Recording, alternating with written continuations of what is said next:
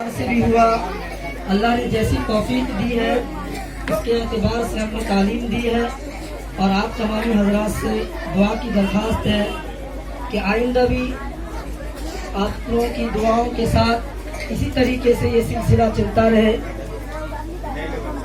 یہ ادارہ جو قائم ہوا ہے،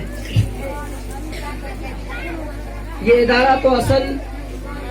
ہم لوگوں کے زمانے طالب علمی کے جتنے بھی ساتھی ہیں ہمارے جامعہ عقل کھوا کے اس گاؤں کے جتنے بھی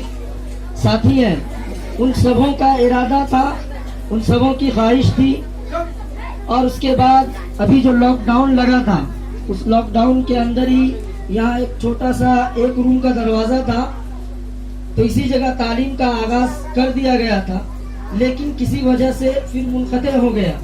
پھر اس کے بعد باضابطہ تمام احباب نے، تمام ساتھیوں نے، اور خصوصاً ہمارے والد محترم اور بھائی حافظ ممتاز صاحب نے، اور اس گاؤں کے ہمارے جتنے بھی بھائی ہیں اور جتنی بھی مائیں اور بہنیں ہیں، ان سب کی